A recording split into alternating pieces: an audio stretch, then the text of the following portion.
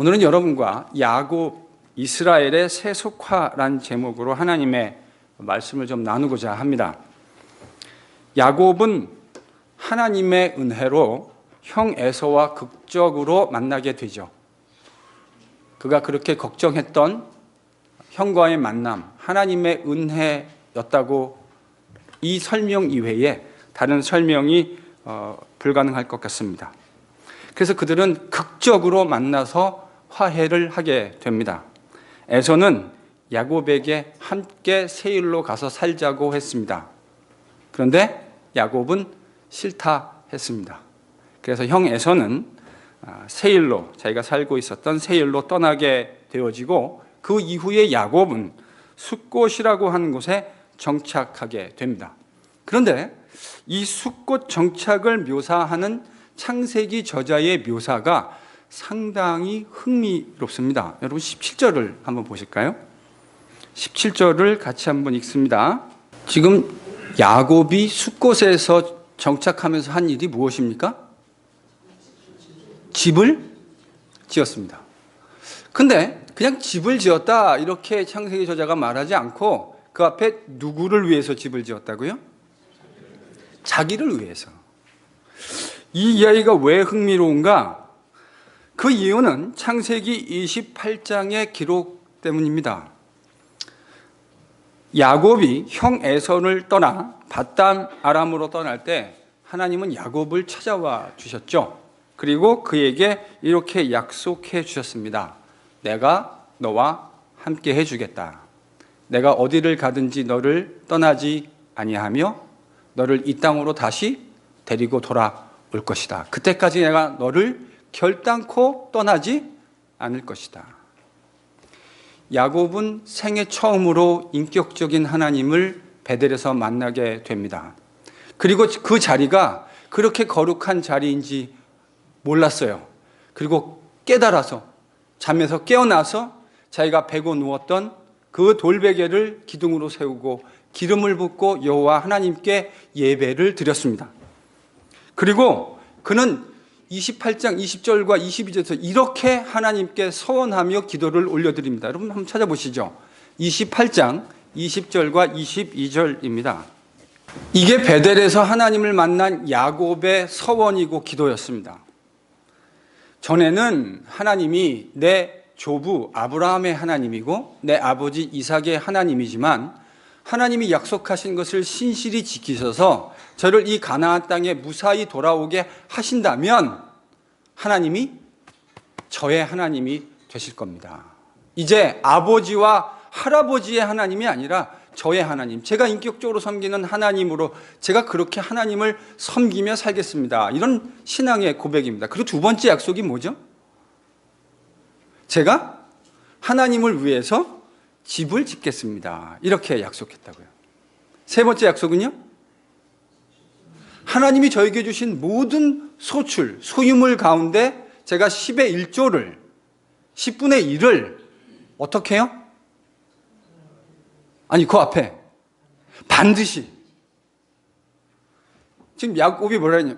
여러분 성경을 읽을 때요. 그런 단어 하나하나를 그냥 놓치고 읽으시면 안 돼요. 11조를 드리겠습니다. 이렇게 야곱이 말하지 않고 어떻게 했다고요? 반드시. 하나님 제가 그렇게 하신다면, 하나님이 약속을 이행해 주신다면 저 또한 하나님을 섬기는 백성으로 살고 하나님의 전을 짓고 틀림없이 반드시 소출의 10의 1조를 하나님께 드리는 백성으로 살겠습니다. 이렇게 약속했다고요. 그게 밧단 아람 하란으로 떠나가면서 그가 하나님께 자신을 찾아와 주신 하나님께 했던 약속입니다. 바로 이 관점에서 여러분 이 본문을 읽으셔야 돼요. 지금 하나님이 약속을 신실하게 이행하셨습니까? 안 하셨습니까? 하셨습니다. 야곱은 그 과정 속에서 온전히 신실하지 않았어요.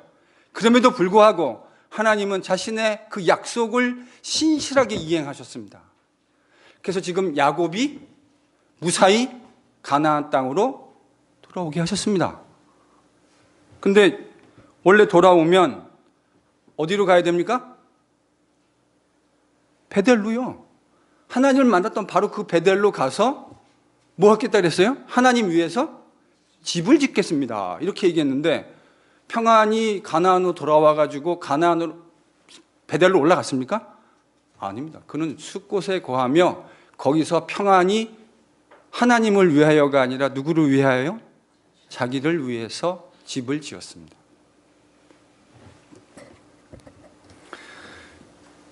하나님이 20년 전에 자신을 찾아와서 해주셨던 그 신실한 약속을 하나도 잊어먹지 아니하시고 망각하지 아니하시고 하나님은 그 약속을 신실히 지켜주셨는데 야곱은 그 약속을 까맣게 잊어버리고 있는 모습을 저희들이 이 본문에서 보게 됩니다.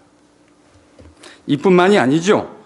야곱은 이 땅의 이름을 무엇이라고 지었습니까? 숫곳. 원래 이 땅의 이름이 무엇이었는지 우리는 알 길이 없습니다.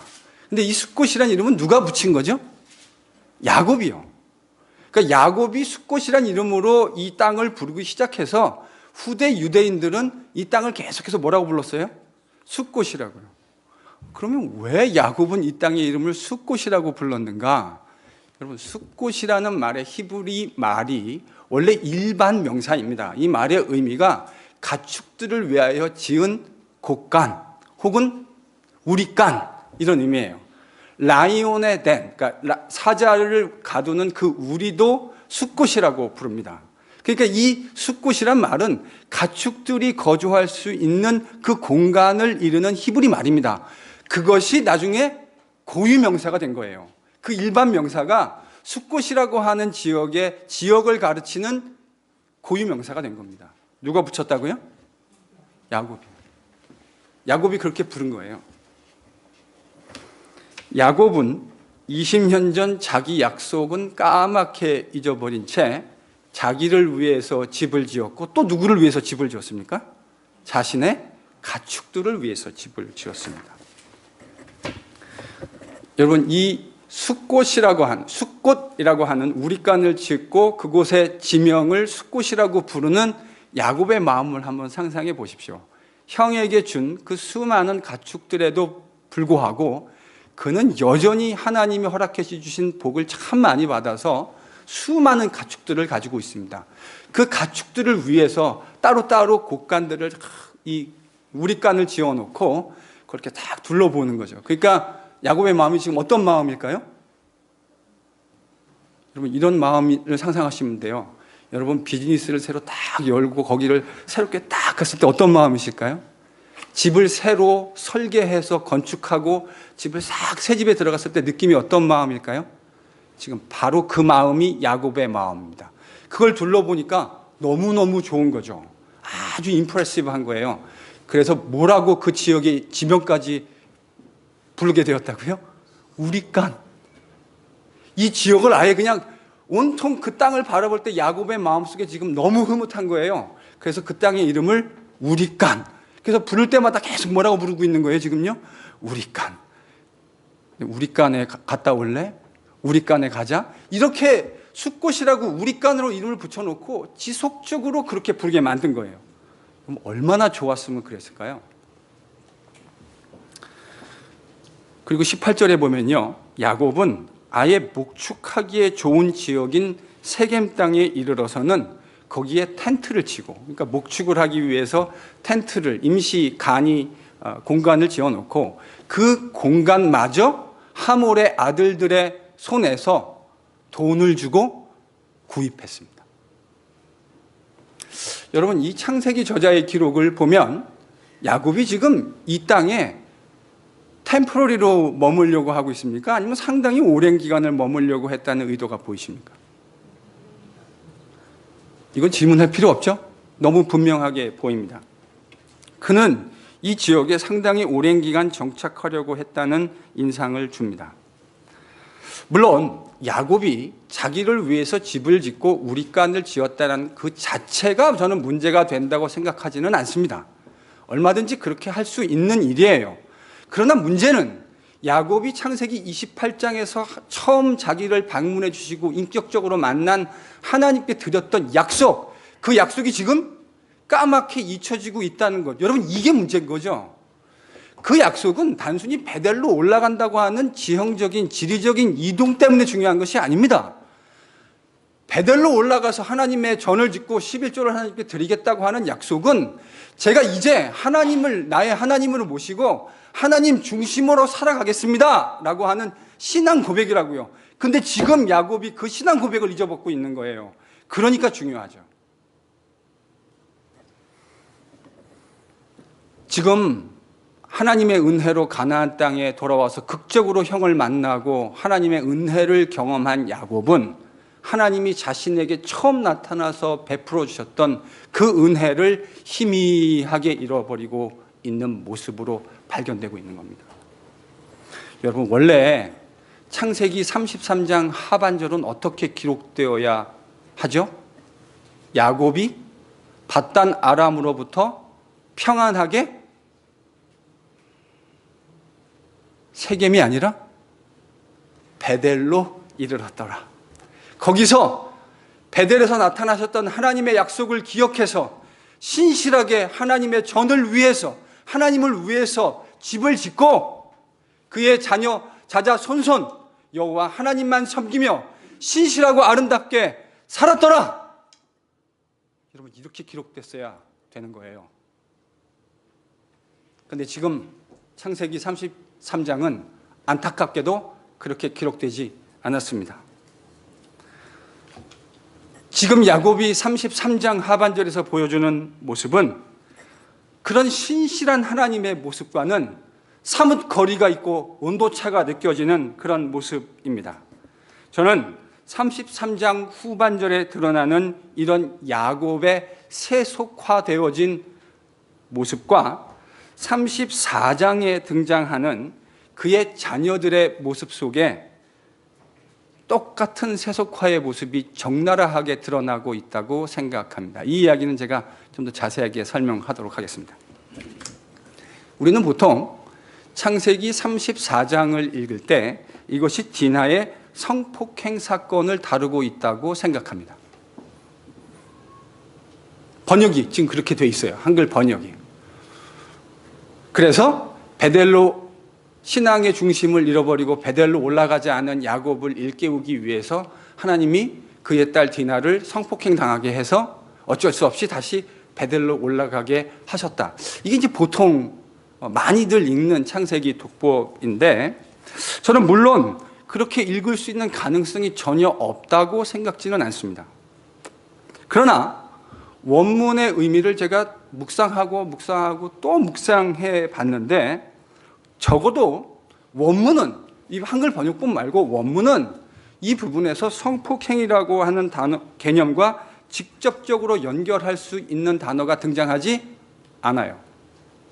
자, 그럼 어떻게 이걸 번역해야 되느냐? 제가 만약에 직역한다면 이렇게 번역하겠습니다. 세겜이 디나를 취해서 디나를 취해서 그녀와 더불어 누웠고, 샤카프, 그녀와 더불어 누웠고, 그것이 그녀를 수치스럽게 했다. 아나. 이런 히브리어 단어가 연속적으로 사용되고 있어요. 그래서 아마도 수치스럽게 했다고 하는 이 아나라고 하는 히브리어 단어와 누웠다라고 하는 샤카브라고 하는 이 두 단어를 결합해서 수치스럽게 누웠다. 이거를 성폭행이라는 개념으로 번역한 것 같습니다. 그런데 여러분, 이 아나라고 하는 단어는 구약성경에서 여러 번 사용된 단어인데 성폭행하고 직접적으로 연관 있는 단어가 아닙니다. 수치스럽게 했다라고 하는 결혼과 관련돼서 이 아나가 쓰일 때 이 말의 의미는 이런 거예요. 부적절한 상태, 그러니까 근친 간의 결혼, 근친 간의 그 결혼이라든지 아니면 결혼이긴 결혼인데 적법한 절차와 과정을 거치지 않은 상태에서 이루어지는 결혼을 이야기할 때 그것이 그 여자를 수치스럽게 했다라고 하는 의미로 아나라는 단어가 사용되어집니다. 이것이 이런 의미로 사용된 예가 사무엘하 17장에 등장해요. 바로 똑같은 의미로 수치스럽게 만들었다. 그러니까 적절하지 않은 과정을 지난 상태에서 성관계를 통해서 여자를 수치스럽게 만들 때 쓰는 단어가 바로 이 단어입니다. 이렇게 얘기하면 이제 그러니까 여러분 그런 의미로 보면 적어도 세겜이 디나를 꼭 성폭행했다 이렇게 읽을 필요가 없는 거죠. 그러면 어떤 분들은요, 5절을 가지고 저한테 이렇게 말씀하실 수 있을 것 같아요. 여러분, 한번 5절을 읽어볼까요? 목사님, 여기 보니까 세겜이 야곱의 딸 디나를 더럽혔다라고 되어 있습니다. 그러니까 이거는 성폭행으로 읽어야 하지 않겠습니까? 이렇게 또 말씀하시는 분들이 계실 것 같아요. 그런데 여러분, 이거는 사실은 우리말 어법의 그 친숙한 생각입니다. 우리가 이런 류의 바람직하지 않은 일들을 통해서 여성을 도구화했을 때 우리는 그 사람이 더럽혀졌다, 이런 일반적인 용어를 사용합니다. 그래서 본문을 읽을 때 그런 의미로 디나가 더럽혀졌구나, 이렇게 읽는 경향이 있는 것 같습니다. 그런데 여기서 더럽혀졌다라고 하는 원래 말은 타메라고 하는 아주 유명한 히브리어 단어입니다. 유대인들에게 이 타메라는 단어는 아주 유명한 단어예요. 왜 그렇죠? 구약 성경에요, 470회 넘는 용례가 사용되고 있어요. 여러분, 사실 저희들이 이걸 되게 많이 읽었습니다. 지난 주간 큐티하면서 이스라엘이 여호와 앞에 의식적으로 부정해졌다 할 때 바로 그 부정해졌다고 하는 단어가 타메입니다. 창세기에, 레위기, 민수기, 신명기에 제가 그래서요, 혹시라도 이것이 어떤 성적인 뉘앙스를 다루고 있지 않을까 싶어가지고 400회가 넘는 용례를 일일이 다 찾아봤어요. 별로 안 놀라시네요. 왜냐하면 제가 이렇게 얘기해놓고 나중에 가서 하나라도 나오면 말이 안 되는 거잖아요. 그래서 이럴 때 진짜 힘들어요. 다 찾아야 돼요. 그래서 일일이 400회 넘는 거를 다 찾아봤다고요. 단 한 번도 성적인 더럽힘을 나타내는 의미로 타메가 사용된 일이 없습니다. 이 타메라는 말은요, 약 300회가 모세 오경에 등장해요. 이스라엘이 의식적으로, 종교적으로 여호와 앞에 더럽혀졌음을 나타낼 때 이 타메가 쓰인다고요. 나중에 가면 또 어디 많이 쓰이냐면 선지서에 가서 에스겔, 다니엘 이런 데 가면, 이사야, 이스라엘 백성이 여호와 앞에 성결하지 못하고 더럽게, 의식적으로, 종교적으로 더럽다고 할 때 그때 이 타메가 사용되고 있다고요. 그러니까 우리가 일반적으로 생각하는 그런 어떤 성적인 그런 것으로 더럽혀졌다, 이런 의미가 절대로 아니에요. 이 말의 의미는 디나가 부적절한 방법으로, 하나님의 백성답지 않은 모습으로 그와 성관계를 했기 때문에 의식적으로, 종교적으로 더럽혀졌다는 말입니다. 그렇게 읽어야 저는 이게 제대로 된 독해라고 생각합니다. 제가 아까 창세기 34장에 등장하는 일련의 사건이 33장에 등장하는 야곱의 세속화와 연결되어져 있다, 이렇게 말씀드렸잖아요. 그럼 이게 무슨 말입니까? 여러분, 33장에 등장하는 세속적인 야곱의 그 모습이 지금 34장에서 그의 자녀들의 모습 속에 그대로 발견된다는 말입니다.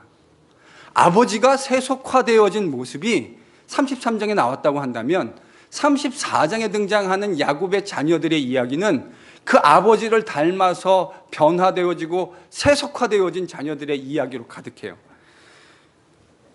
여러분, 1절, 그렇게 읽을 수 있는 근거가 뭔가? 1절을 보십시오. 34장 1절입니다. 여기 보면 야곱의 딸 디나가 누구를 보러 나갔대요?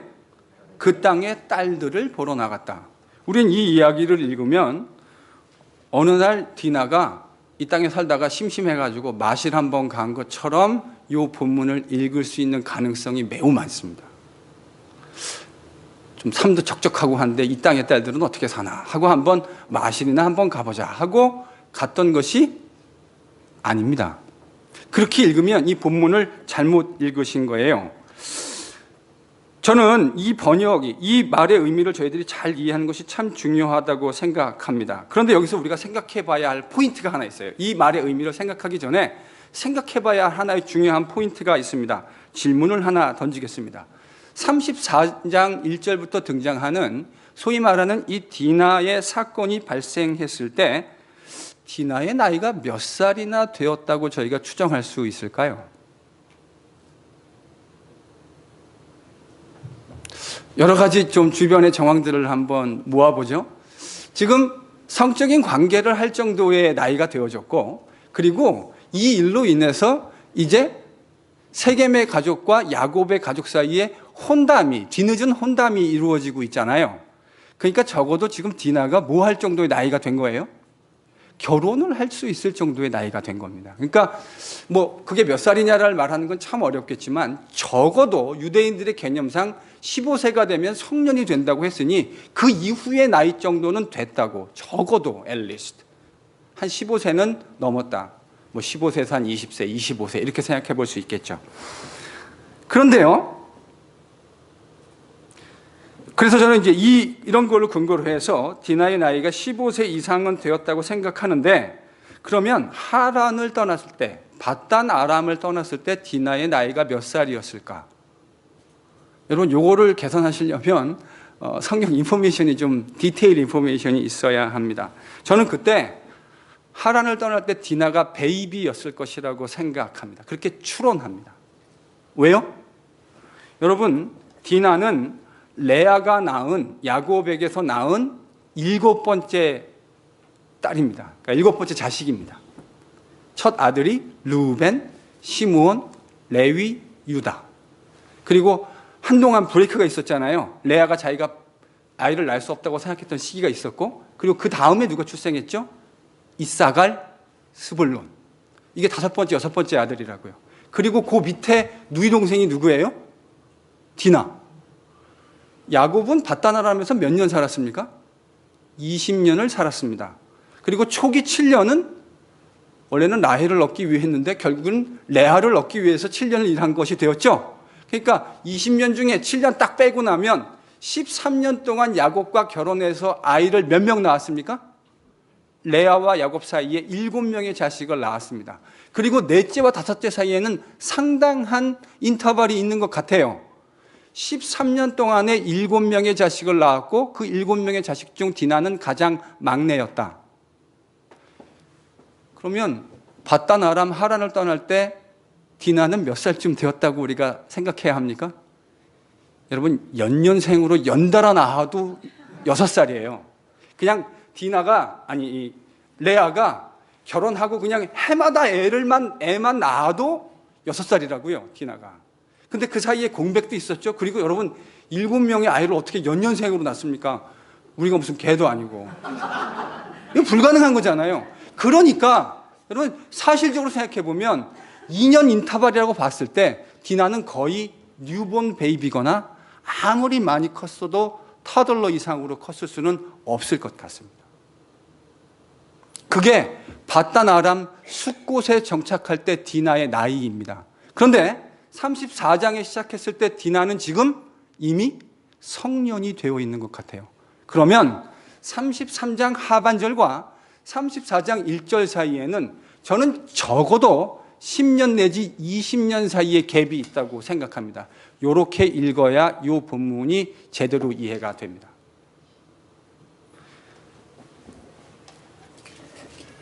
이 기간은 도대체 뭐를 의미하는 걸까?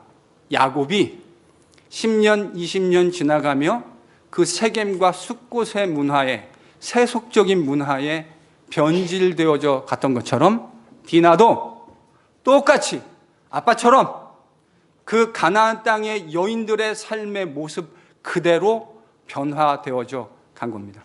그렇게 저는 읽어야 된다고 생각합니다. 그래야 33장에 세속화된 야곱의 모습과 34장에 등장하는 야곱의 자녀들의 세속화의 모습이 잘 설명이 돼요. 그리고 이것을 성폭행으로 읽는 것은 제가 보기에는 그다지 설득력이 없어요. 도리어 어떻게 야곱의 자녀들이 그 땅 가나안의 백성들과 별반 다름없는 모습으로 살게 되었는가를 이야기하고 조명하는 모습으로 읽는 것이 훨씬 본문을 설득력 있게 읽는 것으로 보입니다. 여러분, 그러니까 1절에 등장하는 디나가 그 땅의 딸들을 보러 나갔다는 말은 마실관계? 아닙니다. 어느 날 적적해서 한번 나가볼까 했던 것이 아니에요. 디나는 아버지 야곱이 하나님의 백성 이스라엘의 모습을 망각하고 살았던 바로 그 모습처럼 이미 성적으로 매우 세속화되어 있는 가나안의 딸들과 같이 행어라운 하기 위해서 그 땅에 나아갔던 겁니다. 한 번 나아갔던 것이 아니고 일절은 밝히고 있지 않지만 제가 추측컨대 수도 없이 많이 행어라운 하러 나갔던 거예요. 요즘으로 치면 디나가 세상에 나가서 막 몸 흔들러 다녔던 거예요. 가나안에 있는 여자들과 함께 같이 몸 신나게 흔들러 나갔다가 누구를 만나게 된 거예요?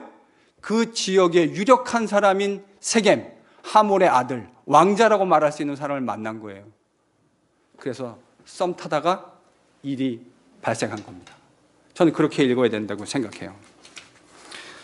그래서 그가 우연히 성폭행을 당한 것이 아니라 그 땅에 있는 여자들과 똑같은 모습으로 살아가다가 우연히 만난 세겜과 눈이 맞았고, 그리고 그와 더불어 관계를 하고, 그것이 이스라엘의 정결과 의식이라는 관점에서 볼 때 그녀를 의식적으로 부정하게, 더럽게 만든 것입니다. 저는 이것이 34장이 보여주고 있는 모습이라고 생각합니다. 어떻습니까? 야곱의 세속화가 그의 딸 디나에게도 여지없이 그대로 선명하게 보이지 않습니까? 제가 시간 관계상 다 읽지는 않지만 이 뒤에 등장하는 야곱의 아들들의 행태도 보십시오. 똑같습니다. 가나안 사람인지 하나님의 백성 이스라엘의 모습인지가 구분되지 않아요. 이 사건을 빌미로 해서 정말 과도한 보복을 하지 않습니까? 자기의 누이를 수치스럽게 만들었다는 이유 때문에 그들을 찾아가서 계획적으로 경건한 이름을 가지고 할례라고 하는 하나님 백성됨의 징표, 이 거룩한 징표를 자신들의 보복을 위한 도구로 사용하고 있다고요. 그래서 무자비하게 그 땅의 백성들 세겜과 모든 사람들을 다 죽이지 않습니까? 그렇게 끝났나요? 그리고 나서 세겜에 있는 사람들의 모든 소유물들을 약탈하고 그들의 부녀자를 취하고. 이게 무슨 말입니까? 오늘날 전쟁터에서 쉽게 읽을 수 있는 그 스토리가 지금 야곱의 아들들이 행한 범죄라고요. 저는 이거 범죄라고 생각합니다. 어때요? 야곱의 세속화가 그의 딸 디나의 세속화에게도 그대로 보이고 그의 아들들의 세속적인 모습 안에도 여전히 그대로 보이지 않습니까? 우리는 33장 후반절에 등장하는 야곱의 세속화, 그리고 34장에 연이어 등장하는 야곱의 자녀들의 세속화의 모습을 발견하게 됩니다. 왜 이런 일이 발생했습니까? 왜 야곱의 가정이 가나안에 있는 다른 백성들과 전혀 다를 것 없는 거의 유사한 모습으로 왜 이렇게 발견되는 겁니까? 저는 이 이야기의 근본적 책임이 야곱에게 있다고 생각합니다. 이렇게 된 근본적 책임은 야곱에게 있어요. 물론 이 모든 일이 야곱의 책임만은 아닙니다. 분명히 그의 자녀들의 책임도 있어요. 그러나 야곱의 책임이 막중하다고 생각합니다. 이렇게 생각하는 데는 근거가 있습니다. 35장 1절을 보시죠. 하나님이 지금 세겜 땅에서 약 10년에서 한 20년 가까이 머물러 있던 야곱에게 드디어 나타나십니다. 그리고 뭐라고 말씀하셨어요? 베델로 올라가라. 베델로 올라가라. 하나님은 베델에서 처음 만나시고 그가 하란 땅에서 사는 20년 동안도 그랬고, 그리고 그가 하란으로부터 돌아와서 바단 아람에서 숫곳으로 돌아오고 세겜에 정착하는 이 한 30에서 40년 되는 기간 동안 야곱이 뭘 하기를 기대하셨습니까? 하나님께, 우리 오늘 찬양했던 대로 하나님에게로 돌아가기를 기대했습니다.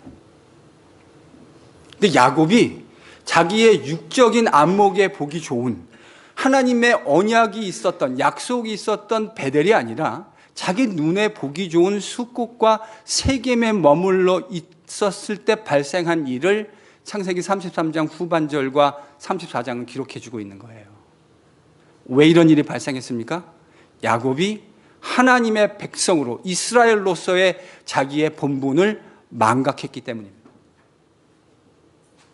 그래서 하나님이 야곱에게 이제 돌아가라고, 성폭행을 당했기 때문에 어쩔 수 없이 간 것이 아니라 사실은 더 중요한 건 다 몰살시켰기 때문에 그 주변에 있는 사람들로부터 보복이 두려워서라도 또 야곱은 어쩔 수 없이 베델로 올라가게 되는 거예요. 그가 뒷다리, 허벅지, 고관절이 위골돼서 어쩔 수 없이 하나님을 신뢰했던 것처럼 이번에도 그는 어쩔 수 없이 올라가게 되는 거예요. 우리의 모습하고 너무 흡사하지 않습니까? 왜 이런 일이 발생했습니까? 야곱이 자기가 지켜야 할 그 믿음의 자리를 지키지 않고 단순히 육적으로 육신의 안목이 보기에 좋은 자리를 선택했기 때문입니다. 그리고 그렇게 머물렀기 때문입니다. 저는 이 이야기를 읽다 보면 우리가 창세기에서 읽었던 또 다른 한 토막의 이야기가 생각납니다. 어떤 대목일까요? 아브라함과 그의 조카 롯의 이야기입니다. 목초지가 부족해서 목자들이 다투었을 때 아브라함이 조카에게 통 큰 제안을 하잖아요. 네가 택해라. 롯은 자기 눈의 안목의 정욕을 따라 좋은 곳을 선택했습니다. 그리고 그 선택한 곳을 쭉 따라갔더니 어디에 이르게 되었습니까? 소돔과 고모라에 이르게 되었잖아요. 여러분, 그 롯의 거주와 선택이 어떤 결과를 낳았습니까? 그의 자녀들이 소돔과 고모라의 백성과 별반 다름이 없는 모습으로 세속화되어진 결과를 낳지 않았습니까? 지금 똑같지 않습니까? 야곱이 보여준 세속화의 모습이 그의 자녀들의 세속적인 가나안 백성인지 이스라엘 하나님 백성인지가 구별되지 않는 모습으로 살아가는 똑같은 모습이잖아요. 그러니 이게 누구 책임입니까? 아버지 야곱의 책임이고 아버지 롯의 책임이 막중한 거죠. 그들이 그렇게 판단하지 않았더라면 이런 일이 발생하지 않을 확률이 훨씬 높았던 거 아닙니까? 우리나라 말에도 근묵자흑이라는 말이 있습니다. 먹물에 가까이 있는 사람은 어떻게 될 확률이 높은 거죠? 더러워질 확률이 높아진 거죠. 지금 딱 그 얘기를, 그런 영적인 원리를 얘기하고 있는 것 아닙니까? 야곱과 그의 가정이 하나님의 이름을 33장 마지막에 보면 엘 엘로헤 이스라엘 이렇게 부르고 있다고요. 하나님을 아예 안 섬겼던 건 아니에요. 하나님 이름도 제가 지금 뭐라 그랬죠? 하나님 이름도 불렀어요. 나중에 나갈 때 보면요, 이 가정에 우상이 얼마나 많이 있었는지 우리가 보게 됩니다. 하나님만 신실하게 섬긴 게 아니에요. 하나님도 섬기고 우상도 섬기고. 여러분, 이런 건 하나님 섬기는 거 아닙니다. 이름을 부르긴 했지만 그들에게 여호와 하나님 야훼 유일신 신앙은 없었던 거예요. 그들은 가나안 족속들과 똑같이 우상을 섬기며 살았습니다.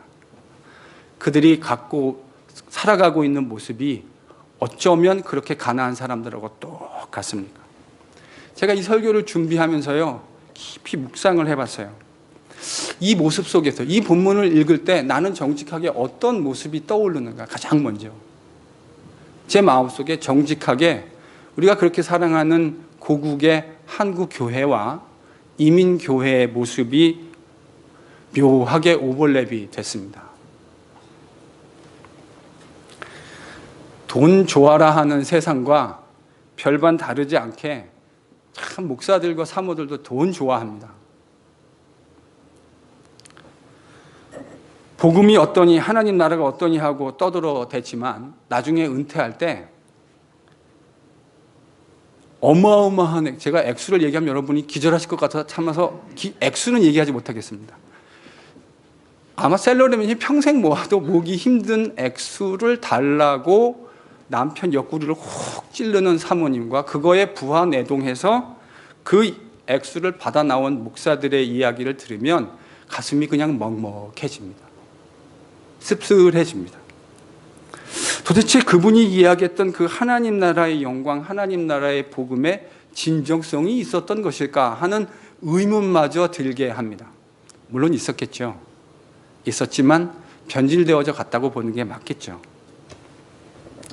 명예에 관련해서 목사들의 이 욕심은 이미 한국 교계, 미국 교계에도 이미 정평이 나 있습니다. 그 말도 안 되는 박사학위, 공부도 안 하고 제대로 안 하고 박사학위를 받겠다고 수천 불에서 수만 불씩 써가면서 교인들의 헌금을 가지고 수만 불씩 해서 그 박사학위, 말도 안 되는 박사학위, 실력이나 거기에 따라가는 학위를 가지고 있으면 말도 안 하는데 실력도 지불도 없고 그냥 세상이 추구하는 똑같은 가치관, 그 잣대를 위해서 이런 얘기를 들으면 서글퍼져요. 심지어 저쪽 캘리포니아 쪽에 있는 아주 유명한 신학교입니다. 이건 조그만 신학교도 아니고 메이저 신학교가 이런 한국교회 목사들의 허영심을 잘 알고 그걸 가지고 돈벌이 하는 메이저 신학교들도 많이 생겨나고 있다고 하는 안타까운 이야기를 듣습니다. 목사들만 그렇습니까? 그런 목사들을 닮아서 그런지 성도들도 만만치 않습니다.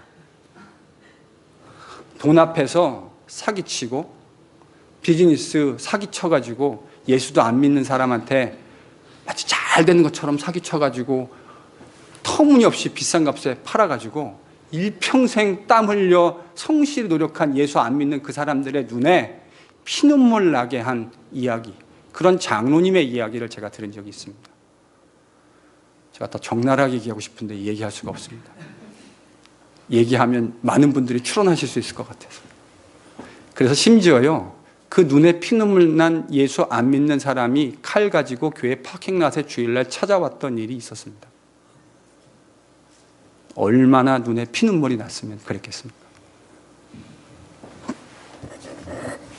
그리고 그렇게 하나님이 자기가 사기쳐가지고 돈 버는 거 가지고 하나님이 복 주셨다고 얘기하고 하나님의 은혜로 이렇게 큰 은혜를 입었으니 11조 낸다고 하는 가증스러운 이야기도 들은 적이 있습니다. 세상에서 성공하기 위해서 기독교인으로서 하나님 백성으로 마땅히 가져야 할 가치관 같은 것들은 아예 관심도 없고 세상과 별반 다르지 않게 성공하라고 가르치고 그런 성공주의적 가치관을 추구하고 있는 모습이, 그런 모습으로 사는 성도들은 또 얼마나 많이 있습니까? 우리들 속에도 정도의 차이가 있기는 하지만 이런 세상과 별로 구별되지 않는 모습들이 얼마나 많이 있습니까? 일단 이 설교를 하는 저부터가 괴수입니다. 이런 목사들의 얘기를 들으면 붕괴하잖아요. 근데 붕괴하다가 마음속에 슬쩍 부러운 생각이 들어요. 정직하게. 그런 헛된 영광, 똥 같은 영광에 정신줄 제대로 놓고 침 흘리며 부러워하는 제 자신의 모습을 볼 때가 있습니다. 정직하게. 가슴을 찢어야 합니다. 옷을 찢을 것이 아니라 가슴을 찢어야 합니다. 세상의 거짓 영광으로 즐거워하지 않고 하나님 나라의 영광, 그 복음이 가져다주는 영광을 즐거워하고 성도들 한 분 한 분이 그러한 가치관으로 변화되는 것을 보고 목사로서 갖는 가장 큰 상급이고 영광이라고 생각하는 이 회복이 있어야 합니다. 그러기 위해서 영적인 베델로 돌아가야 합니다. 여러분은 좀 어떻습니까? 좀 살만하게 됐다고 어려웠던 시절 만나주셨던 그 베델의 하나님의 은혜는 빛이 희미하게 발해버리지는 않으셨습니까? 그런 상태로 세상과 별반 다를 것 없는 똑같은 모습으로 혹 살고 있지는 않습니까? 가슴을 찢어야 합니다. 우리의 가슴을 찢어야 합니다. 그리고 영적인 베델의 자리로 함께 돌아가야 합니다. 사랑하는 성도 여러분, 가슴을 찢을 수 있기를 바랍니다. 우리 함께 가슴을 찢어야 합니다. 하나님께서 원하시는 하나님의 백성다운 삶의 모습을 가지기 위해서 우리 가슴을 찢어야 합니다. 그리고 그 영적인 베델의 자리로 돌아가야 합니다. 그것이 하나님이 이 본문 속에서 우리에게 기대하는 바입니다. 여러분이 애들의 대학에 대해서 관심 가지고 열정 가지는 만큼 정말 진정으로 그 애들이 예수님을 믿는가, 제대로 구주로 고백했는가에 대해서 얼마나 가슴 애통해하며 기도하고 계십니까? 그 아이들이 그렇게 만난 예수 그리스도를 진짜 그들의 삶 속에서 구주로 영접하고 그 복음의 가치관을 살아내기 위해서 얼마나 열심히 전투적으로 살고 있는지 말씀을 가지고 아이들하고 이야기하고 묵상하고 얘기해 주십니까?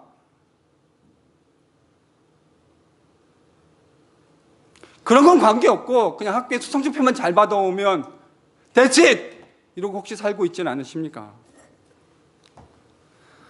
우리가 연봉 그거 조금 더 얼마나 더 많이 받고 세상 속에서 성공적인 모습으로 얼마나 더 살 수 있는가를 고민하지 말고 어떻게 우리가 신실한 하나님의 백성으로 가정과 교회와 사회와 직장 속에서 그 하나님 백성다운 삶의 모습을 살아내며 세상에 있는 사람들에게 우리를 다스리시는 하나님의 그 영광스러운 복음을 이야기하려는 관심을 얼마나 많이 가지고 계십니까?